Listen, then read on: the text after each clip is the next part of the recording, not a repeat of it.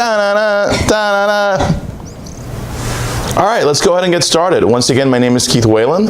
I want to thank you for taking the time to attend today's webinar on top 10 awesome things for existing HCM applications. Two great presenters here today, Ms. Melissa Olson, Ms. Jackie Dudas. You may have seen them out in the user group circuit. I think we had just about every user group this year, so I'm very proud of them. Without further ado, I give you Jackie and Melissa. Thank you, Keith. So as Keith said, today we're going to be going over top 10 projects you can do for your existing HCM system. We are going to sprinkle in a little bit of knowledge about how this might benefit you if you're looking for a move to GHR, but we're really trying to focus on what you can do today to really improve your system.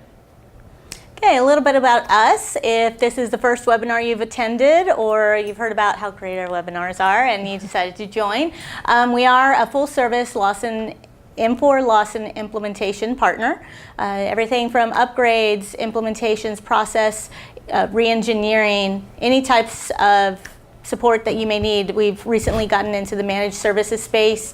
While we've done technical managed services in the past, we are now doing functional managed services. So helping support your team in doing any kind of day-to-day functions that you may not have the FTEs to finish, or any projects that you'd like to take on. We are based out of Baltimore, but we do have consultants all over the U.S. And yeah, we've been around the block. I've been here since 1999, so we do have a pretty deep bench of expertise. Spoiler alert, here's our agenda. So this is what we're going to be going over today, but we'll jump right into it now. Number 10 of the top 10. The training module. So we've spoken to some clients who know about this module, who have seen it or heard about it, and some that are actually using it. Some have never even heard of it. So it's your TR screens. If you type in TRMN to your search bar in the top menu, that'll bring you to a listing of your training screens. Right here we have the TR21, which is where you can track employee training history. So don't get it confused with an actual, training management system. It doesn't deploy the training classes, but you can come in here and track what classes or courses an employee has taken in the past, what they're signed up for to do in the future. And anything here that you see, like the course, the proficiency, those are definable forms. So you can right-click and define and go there and define the course that they took, the rating or their proficiency in it, and really attach anything you need to the employee record here so it's all in one place. So you would still need a different solution to actually push out the course or the training class, but then once it's been taken, you can track it here for the employee. Yeah, so this is a really good place if you do face-to-face or in-house training. You could set up your courses here. The instructor would be able to take roll and basically say who's shown up for the class, goes on their training history. If you were to use an LMS system, you can build an IPA flow that would take the courses that you're offering in your learning management system, deploying through the web, and bringing it into the TR module, and then again, a great place to be able to track all of your certifications and training history on your employees. Your managers are also able to see this training history, certifications when they're about to expire. All of that can show up if you have employee manager self-service deployed. I think a big theme of what we're going to be talking about today is what can you do to get all of your employee information in one spot, one system of record. So instead of using spreadsheets and third-party, which you still could use third-party systems to track or deploy things, bring scores, bring something in so you have a complete snapshot of your employee in Lawson. Okay, number 9, employee data tracking. So there are a lot of screens that I found, or we've found in doing assessments, that people don't know exist. They don't know they can track certain things in Lawson. So these are, this is a snapshot here of what we see commonly used when people realize it's there. And again, bringing that data one place for your employees. So if you want to track any of the work restrictions, if employees are out on FMLA or workers' comp, if you want to track company property such as laptop serial numbers, cell phone serial numbers, there's also the auto information if you need to track a vehicle, a company provided vehicle to your employee. Travel information is going to be more for those international clients that need to track visas and passports for employees working out of the country. And if you want to bring in any prior work history from your recruiting system, you can build an IPA flow to bring that in, and you have your whole employees' work history that you can look at if you're recruiting for new positions or want to move them around internally. Your education competencies and credentials, your KSAs. This is a good stepping stone. You know, Jackie was talking about things you can do to start getting ready for version 11. That's a good stepping stone to get filled out before you go to version 11, because that global HR heavily relies on competencies and the competencies, and some of these other things will also help you get a good idea of where your employee is in the organization. And by having those on your jobs and on your employees, you can really get a sense of the percent fit to the employee. Again, we're not really here to talk about global HR, but if you were to tackle any of these, we'd say let's tackle some of those KSAs first, because those will benefit you in the future. We don't have a screenshot for any of these, but much like the TR21 screenshot that we just showed you, there's like an employee information at the top and then list kind of information below it where you can add the values. And again, all of that is definable. So if you have a special piece of company property or want to enter a certain competency, you can define all of that yourself and plug that into the system. Yeah, because you may not want every single university and every single degree out there, but basically, do they have an associate's? Do they have a bachelor's? And just track base information. Number 8. Health and safety. So sorry about that. So if you want to learn a little bit more about health and safety, stick with us at 1 o'clock this afternoon. We're going to do a deeper dive on version 11 health and safety. But what you've got in version 10 or 9 or your S3 system is a screen that you can track base information. It is PA 90. You can track both occupational health, so any kind of tests that your employees may need to be able to work on the floor or come in, if it's flu shots, if it's other type of vaccinations. Any kind of safety incidents can also be tracked in these screens. You know, like Jackie was saying, you can create or define what those incidents may be and track what those tests are, and you would define those yourself, but you would use the same screen to track both of those. You do have some details here for safety incidents. You know, where was the location that this incident occurred, if the employee had to get treatment, medical treatment, where did they go and what that treatment was, the dates of everything, especially if you do need a follow-up for workers' compensation. This can help you track some of the more incident-related details for your workers' comp claims. And if you are on version 10, you can attach a document to the screen. I think it's on the report number field. You right-click and click attachments, and that's where you can link out to a document that you have stored on your server or somewhere local. So if you need like a hard copy of something that was submitted for a safety incident or for some sort of health component, you can add that right here. Number 7.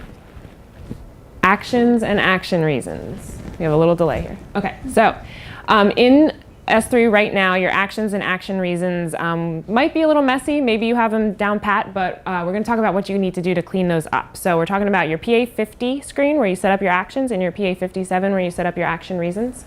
This is our rule of thumb right here that we specify. Actions should specify what is occurring, and action reasons should specify why it is occurring, some context around what's happening. So really your actions should be narrowed down to maybe like 10 or fewer actions. You're going to have your hires, your rehires, your terms, maybe promote, demote, or transfer. Actually should just be a position change, and the reason is promoting or demoting. If you want to get even more, pare it down even more. Yep, you can do that and then put the reasons as promotion, demotion, etc. If you do have some flows or something that are already tied to some of these actions, be careful about discontinuing using them or turning them off. So that's one thing you want to make sure of. But we recommend that you really kind of start paring that down. Again, another little GHR plug. There's a few delivered actions within GHR. You can build some custom actions, but they really have like 7, I think. So it's good to get into the mentality now of trying to make fewer actions and many more action reasons. So what we recommend is if you're having trouble or if you have way too many actions and you know it, consolidate some of your similar actions. So if you have like a pay change and then like a merit increase or something, you could consolidate those into the same kind of pay rate change action or pay change, and then define reasons around why that's happening, like a merit or a promotion or something to that effect. And then we see it a lot on people that have multiple affiliates or lines of business. Right. They all have their own name for a pay change. So getting 4 of them, everybody to standardize into one specific action request. And it can be kind of confusing, especially if you have a new user going in there, they don't know which one to use. And if you just kind of bring it down to the basics, it'll be a lot more helpful for them and quicker when they're actually doing processing. Inactivate your actions that are no longer used. So that way they won't even appear. They won't even appear in the list on the PA52 screens. They won't appear when your managers, if you have that deployed in manager space, are selecting an action. So that'll alleviate that confusion. And you definitely want to inactivate and not delete, because you will have history attached. When you did use that action, you want to be able to go back in history and understand what it was. So inactivating will help that. And along the history lines, I don't think we say this later, along the history lines is if you are consolidating and you decide you want to use an existing action but you want to add a few more fields to it, be careful changing the order of the fields. So if you can picture the screen, you can like select items. Don't remove items and then add new ones to it in different places, because when you go to look at history, the field numbers are not going to match up with your new field values. It might even be like a number or something, and if you need to reverse an old action and it's a number in like an alpha field, it's going to mess with your history there. So that's another thing you just have to keep an eye on. If you want to use an existing action and add additional fields to it, you're just going to have to tack them on to the end. Don't mess with the order there. Tie action reasons to actions. This is on your PA57.3 screen. I always get that one mixed up, but that's where you can you can pick an action and then tie reasons to it, and then there's another one where you can pick a reason and tie actions to it. And that really helps kind of when people are processing through the system, it really helps them kind of pare through and parse down what actually they're looking for. So if you have a bunch of reasons that are specific to a termination or specific to a leave, you can tie those to that action, and then that's all the person sees when they go to search for reasons when they're processing on the PA52. And then create separate actions for employee and manager self-service. So what that means is we recommend you create separate actions when the managers are going in to process things. So what do you recommend, like an M before the action? An M or a Z, and it's so it's all in one grouping, kind of. So if you have a pay change, you want to have a Z pay change. That way, just pretty much mirror all of the actions your back office does, except for potentially your correction action and your hire and new hire. Those are probably the only 3 actions that your managers won't be doing. But if you have a position change, a pay change, a termination, all of those should have a corresponding manager action. So you're able to easily tell when you look at history or audits that it was a manager that performed it and not a back office person. Yep. One more thing? And I may have lost it. Oh, reporting. So one of the biggest wins you'll get from paring all these actions down and tying your reasons and everybody using the same reasons across the board. You want to report on these actions, your turnover reports, your reports that maybe managers ask for their organization will be a lot easier to pull, and they'll mean something. You've got apples to apples here. You don't have 100 different pay change actions, so now you can really understand, who got promotions this year, who was terminated for cause this year. If you don't have everybody using the same thing and the fewest amount of things, it's going to be very difficult to pull your reporting together. Very true. I can attest to that personally. Number 6. Okay, employee relations. So this is another screen that a lot of employees or a lot of organizations are not aware exists in Lawson and that they can use. So while this is not something that is huge that you can use for a lot of different pushing out different actions or paths, you can use this to track what's happening. So if you've got an employee that wants to file a grievance against their manager, you've got a place here that says, we've got some gills in the background. I think it's from the Deflate Gate here. We have Tom Brady having some massive disciplinary actions at the beginning of the season. So here, we'll start with disciplinary actions because he's here. So, you've got an employee that their manager wants to file a disciplinary action against them. This is all run by HR. This is not deployed in manager self-service. Manager would still come to HR, let them know what the issue has been. HR would track when it happened. Here we've got a category of, how often has this happened? Is this their first offense? Is this going to be an oral? Is this a written? What type of disciplinary action is this? Who reported it? And whether the employee agrees, or if they're fighting it and filing maybe a grievance against them, and what the outcome is. Again, all user-defined fields. Suspension is not in there. You would define what are the outcomes to all of your disciplinary actions in there, and then you've got some information on the employee here. Again, after version 10, you would be able to start attaching. So if you have all of the documentation behind it, there's not a lot of room beyond this comment field here that may be like 64 characters. So you can start attaching the documentation behind your disciplinary actions. Same thing with the grievance. Using the same screen, employee files a grievance against their manager, and you would be tracking all of the information on this screen as well. One quick note on the attachment, it's going to happen on the action field right here, because when you think about it, an employee could have multiple actions taken for them for a certain grievance or a separate grievance or disciplinary action. So right click on that action, click attachments, and that's where you can go to link it out. And I don't know if I mentioned this earlier, but that's also where you go to get the attachment. You right click on it, click attachments again, and you'll see a list either on the right or the left showing what attachments are already out there for you to open. All right, number 5, employee reviews. So the employee review screen is the PA26. Again, like the training module, this is not a full review system, so you're not going to be able to complete the reviews in S3 in the system. But once you've completed them, you can track tons of information about those reviews right here on the PA26. So hopefully you can see this. Here we have Von Miller because he got a really great review last year. Here's your company employee review type. This is one of those user-defined fields, so you can come in here and define whether you do annual reviews, maybe a 6-month review after they were hired. Whatever your review cycle is, you can come in here and define that. Classification is a free text field, so you can also fill that in as well. Review date right here, you're going to populate that, and then based on your review schedule, some of these fields down here, like next review date, will auto-populate. So it'll calculate for you if it's an annual, it'll auto-populate that next date for you here. And then annual for next review type will auto-pop in here too, unless you have a separate review schedule where they're on something else and another, like a 6-month review is going to come up first. Down here, there's a little bit more about your goals, and if you're using goals in your reviews. Again, not actually built into the system for you to review that right here, but once you've gotten that filled out, you can track it here and then be able to report on that. Then we have this little comments button at the bottom for you to add any additional information. I think it is probably a very short 60-character comments field, but it is there if you need it.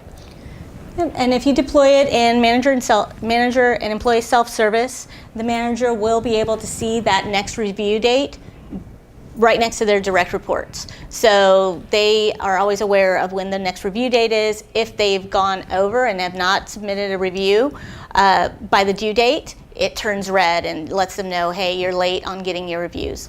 We see a lot of clients use this specifically just to drive that next review date. They may not use it to do any of the reviews, but they'll track their score, their overall score, so that way the manager, or if the employee moves to another manager, they can see the history of their scores from prior reviews. We have, with a few clients, built a custom performance appraisal form and deployed everything out through employee self-service and manager self-service. So that is functionality that's now in Global HR with the performance and goal modules, but it can be done Employee and Manager Self-Service has a lot of flexibility to be able to customize and make custom screens for. If you own the Design Studio tool, you could, if you wanted to deploy everything out of Lawson, S3 Lawson, you would be able to. Number 4, clean up your position structure. So this is a huge one, again, especially if you're thinking about the move to version 11, the move to global HR. This is huge. Along with your organizational structure, which we'll touch on in a little bit, this is a big deal. If you don't have positions already, you need to implement them if you're thinking about global HR, because you need them to add to your work assignments in that system. So if you don't have them, start to think about how they would look in your S3 system and go ahead and deploy them before you make that next move. We always say that the relationship between a job and a position should be one to many. So your job is going to be like a manager, your position is going to be where they sit. So like HR manager, nurse manager, something like that, more specific. So higher level for the job and more specific for the position. When you are going through, make sure that you clean up any duplicate jobs or duplicate positions. So figure out what makes a job unique. So maybe it's the exempt from overtime, maybe it's the location and it's the process level.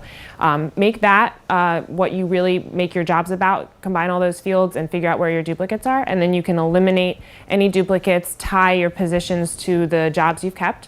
Same thing with your positions. Maybe your position is specific to the process level department job, location, the exempt status, obviously, supervisor. So kind of what I do is I just concatenate all those fields and highlight duplicates and kind of go through and see where that can actually be parsed down to fewer positions. When you find those, go ahead and inactivate them. Well, first move the employees out of them, move them to the positions that you've chosen to keep, and then just inactivate them. And again, that'll keep it from being duplicate information. It'll help with your reporting. When you're pulling out reports, you'll actually know who's in what positions, especially if you're using the position budget screen, the PA70 screen.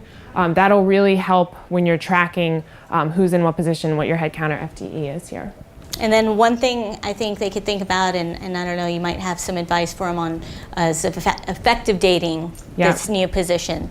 You know, do they want to go with a 1/1/2017? Right. That's the date that everybody moves, or should they keep their original position date? So it really depends on how you're doing the effective dating now. If every time you update a position now, you're adding that new effective date of yesterday or last year or something, I would recommend if you're doing that, then you do the new kind of line in the sand date. So if we're making updates as of December 1st, all these positions will have a 12/1/2016 effective date, because then you can really see when those changes took place.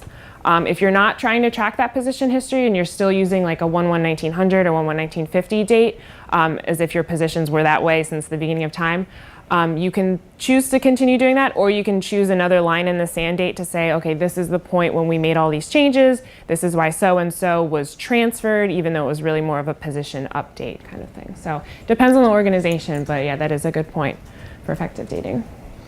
Melissa mentioned supervisors, I think, earlier. So determine if your positions and your supervisors should be a one-to-one relationship. We'll get into supervisors a little bit, but there's some neat functionality where you can link a position to a supervisor, and that automates a little bit when someone moves in or out of that position. So if you want to kind of use that functionality, if a person is a supervisor in a supervisory position, they need to have their own position, even if it's the same exact as someone else who's also in a supervisory position. So we'll get into that a little bit when we get to supervisors. And again, we talked about inactivating anything that's obsolete. Just clear it out of there. That way there's no confusion about what jobs and positions are actually in use today. And take a look at your EEO classifications on jobs. Just do an audit. They might be out of date. You might need to make some updates here. They might be good and fine too, but take a look at those and kind of prepare those as you're cleaning up this. Yeah, we see that a lot is exemption status and the EEO classification may not necessarily match. And that's a big place where somebody may have just changed something from non-exempt to exempt, but not thought about that EEO classification where now those are not correct. So it is good to have that audit. Yeah. And when you're auditing between the position and the employee for those kinds of things, especially if you're using position defaulting, you're going to want to align in a spreadsheet the position with the employee record and see where those differences are. And that's another way that you can decide whether you need to create a whole new position for this employee, or whether the position can be changed to match what's on this employee record. Oh, here we go, more about positions. So this is more specific to some of the credentials and competencies, the KSAs Melissa mentioned, that are tied to the positions. So again, this is major for global HR. It's also very helpful now to get everything in one place in the system. But we recommend that you parse out your job and position descriptions to get all those competencies into codable forms in the system. You may say, I don't have any, we don't track this right now. You probably do. It might be in a Word document somewhere. It might be in an old spreadsheet. So that's at least a start. If you do have them in this format, it's a tedious process, but you're going to have to do it eventually. Go through it and kind of break out of the descriptions what kind of codes you're going to have. So working conditions down here. This is the free text. You travel 50% of the time, or you're in an office environment. You can turn that into a code and standardize that across all of the jobs with that similar working condition. Same thing with your skills, your competencies, and your education, and make sure you mark whether it's required or essential for the job or whether it's really just preferred. Once you move to Global HR, all of this is tracked right on the job and position. And then the same thing in the PA08 in S3. This is where you can track the certifications or the physical requirements. You can tie that to the job and position, or the job or position. So really easy if you get it into the system, because then it's queryable and ready to go for when you move to Global HR. And if you go back one, so we're also not saying put the complete job description in.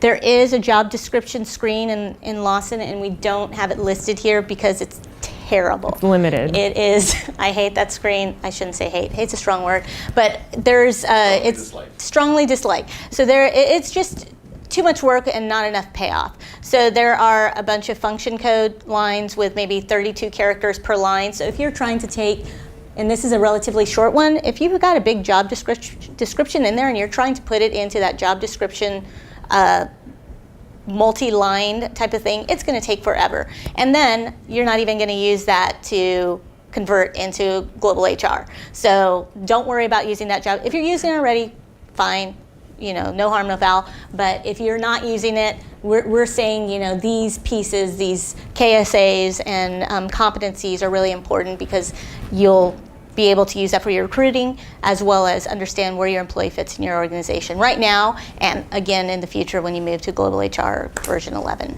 So yeah, that's the one thing that we recommend that you keep offline, but make sure you do keep it somewhere. And if you're updating it, make sure you're updating it, because when you do move to Global HR, you're going to upload it from your spreadsheets to a large free text field. Yes. That'll be much more friendly. Melissa loves that. Yes. All right. Okay. Number 3. Position classes. So position classes are a way to group your positions for reporting.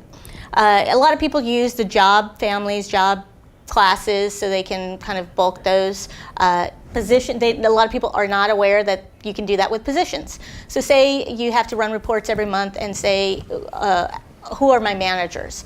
All of your managers probably don't have the word manager in them. If you're not using smart coding that has a level for managers, it's going to be very hard to understand how to grab all of those positions and people in those management positions. Same thing if you're in healthcare and you need everybody on the clinical side. Very difficult to get to that reporting. If you put your positions in position classes and start naming them like management, clinical, maybe by location, all the positions at one facility, then you can easily use that position class field to report on all of those people for head counts, for FTEs, if you're using position budgets. So this is a nice little plus you have on the position side that you can do some more reporting from. One thing also to mention about position class is that you can have the relationship is many to many. So you can have many positions in many Multiple position classes. classes. Yeah, so it goes both ways if you need to run the reports by position or by class. Number 2. Dun, dun, dun, supervisors. Clean up your supervisors. So again, this is kind of along the lines with your position structure. We want to make sure this is really cleaned up and ready to go, especially if you're going to deploy MSS in S3, and if you want to use that link to supervisor functionality in S3 as well. So this is just an example spreadsheet I have here of what a dump of the HRO7 would look like. So the issue is here where we have the same people tied to multiple supervisor codes over here. So that gets very confusing. Sometimes this happens over time if you're trying to back into a proxy, or if someone's in an interim role, you just assign them to that supervisor code. We want to try to clean that up and maintain as few codes as possible for each supervisor. So do a dump of the table, take a look at it, and see which description or which code most closely assigns with that supervisor's position code today. And then what you can do on I don't think I have a screenshot of it. Oh yeah, I do next actually. What you can do on the position is link to supervisor right here. So you can take that actual HRO7 supervisor code, put it right here, and then when someone's hired into this position code, their name is automatically going to get dropped into that HRO7 record. When they're transferred, termed out of it, it's going to automatically take them off of that HRO7 record as well. So that's that quick automation. And it's just a little bit cleaner when you have your supervisors, one person in one code, and you're not having to search for every code every time someone changes a position, maybe or terms. You don't want those old names stuck in your structure there. A common misconception about that field is that you're linking it to this position's supervisor. That happens up here in this direct supervisor. This position reports to their direct supervisor with this supervisory code linked to supervisor, like Jackie was saying. If you've got an HRO7 that has a supervisor code of offensive line coach, then you want this offensive line coach position to match that supervisor code. Again, so like what Jackie was saying, when they leave, there's just going to be a position sitting there, not a person. Mm-hmm. So your org tree will always look the same, and the reporting structure would be correct, even when people move in and out of that position. If you have it by employee ID number there, that's when things start getting really hard to maintain. And one thing we do recommend sometimes, and we've done it here, you can see the position and the supervisor that is linked to that position are the same code. So that can eliminate some confusion. Just the same, whatever, if you're using alpha, numeric, just drop it into both places. So if you did a query of your HRO7 and your PAO2, you'd have some of the same codes in there for any of your supervisory roles. And then you can see the direct supervisor here is a different supervisor. So that's a good way to keep it separate. Yeah. Avoid that confusion. A nice thing I like to do to keep everything clean is throw IPA behind it. You're going to hear me, I think you've heard me say IPA almost in all of these. What you can do is create a flow that looks at every personnel action. And if there's a position change or a termination, it'll say, is this position a supervisory position? If so, remove that employee ID off of the HRO7. So then it's just blank. And then when you have a new hire, is this position that this new hire is for, is that a supervisory position? If so, add that employee ID on HRO7. It eliminates the need for somebody to be maintaining that supervisor HRO7 structure in the back end, and it lets you kind of have that peace of mind knowing that you'll not have incorrect supervisors, maybe an old supervisor that has been transferred to a new role, still seeing the previous direct reports in their manager self-service, because that's sometimes how you find out. They'll call up and say, hey, I don't see my new reports, I still see my old reports, and you're like, HRO7, I forgot to do that. So you want to be able to maintain that with as least amount of hands in the pot as possible, and IPA will do that for you. Number one. Roll out ESS and MSS. Please, please, please. If you've not done this, this is like the biggest bang for your buck, and there's numerous ways to be able to do it.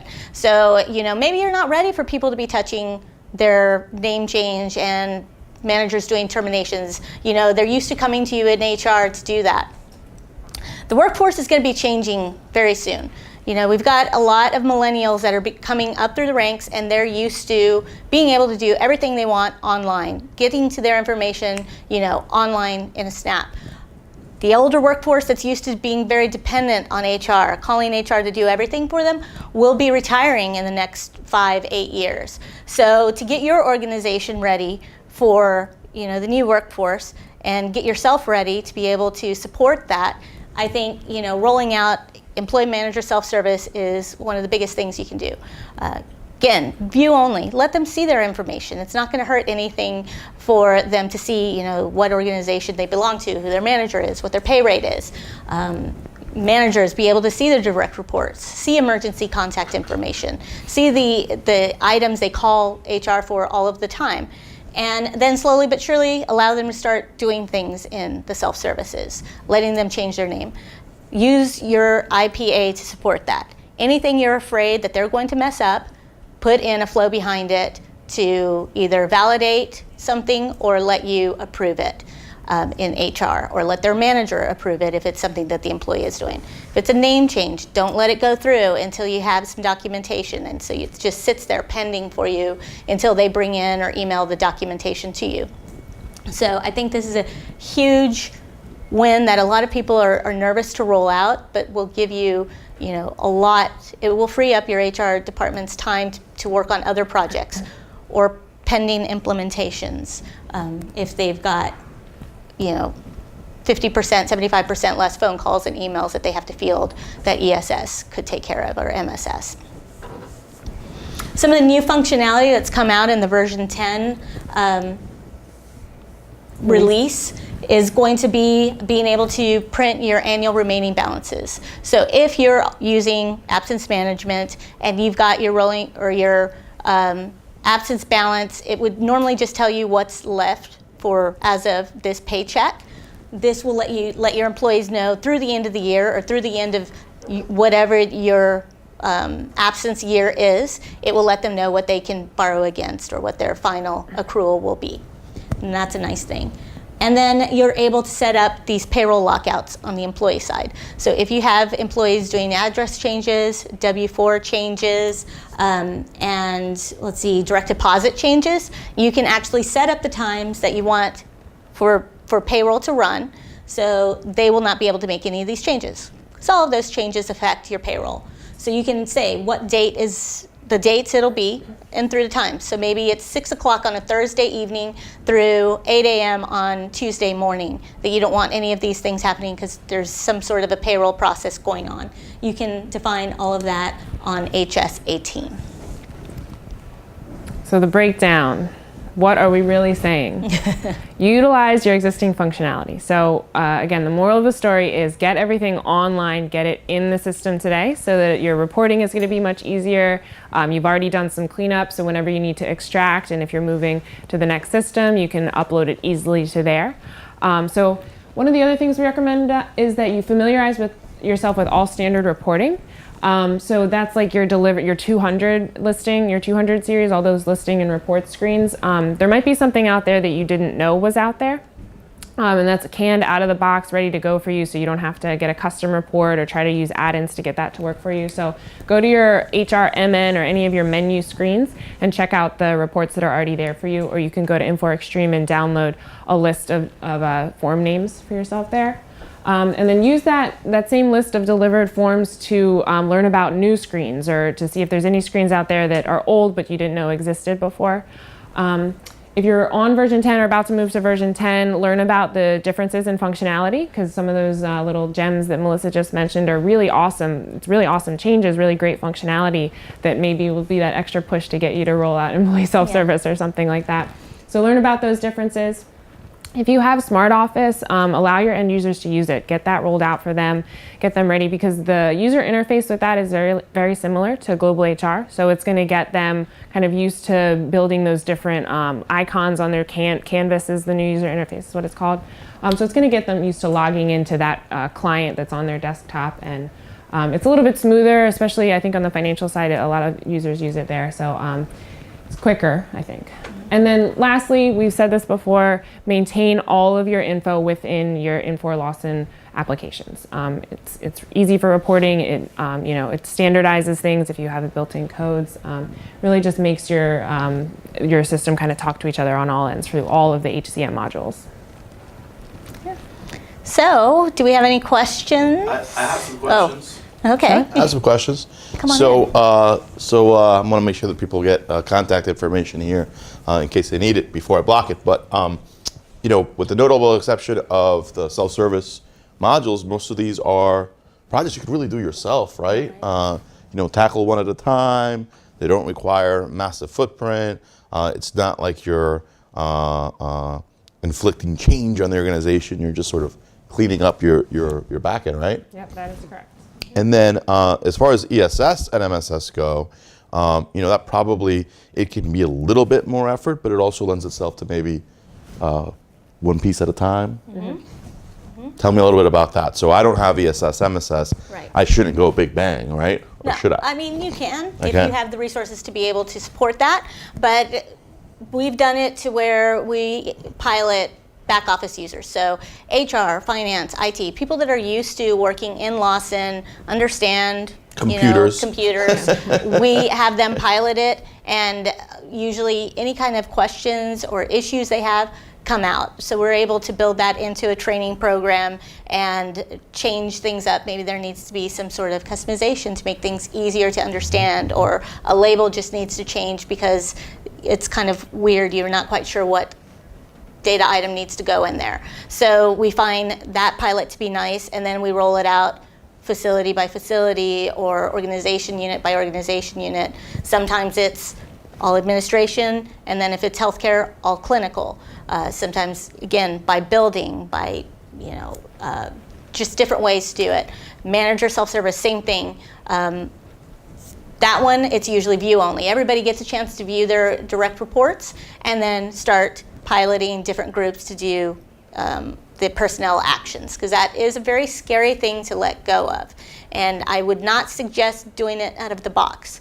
There's this huge thing about push for, we want to do things vanilla, we want to do things out of the box. But you have to understand that Infor is built as a lowest common denominator to go across multiple verticals and multiple types of organizations. It's not really built to go completely out of the box to everybody. They have it pared down enough to where you can customize it to your organization using the tools they give you, such as process automation or LBI, business intelligence, design studio, all of those things. So don't be afraid to use those tools and make a little bit of customization or configuration change to employee self-service to give you that peace of mind that your managers, even if they aren't doing anything correctly, or you don't think they can do it correctly, you force it by just populating all the fields they'll need for a termination and just letting them put a comment in there as to why this termination goes through. Then it goes to you for approval. So you're not letting them select the reason. You're not really letting them select anything but the date and a comment. Done that for multiple employees or multiple organizations, and it works really nicely because there's no way they can mess up a termination. So, or same thing, with any of the actions. Highly, highly recommend. One of the things that I love about Melissa, she doesn't want you to limit yourself to the vanilla. Right. Right? You can make it better. Sounds like we got a compliment on these webinars. We do have another presentation coming out at 1 o'clock with Jackie and Melissa. It is about version 11, and it's about occupational health and safety. You guys have any ideas, what new presentations you might think of next year?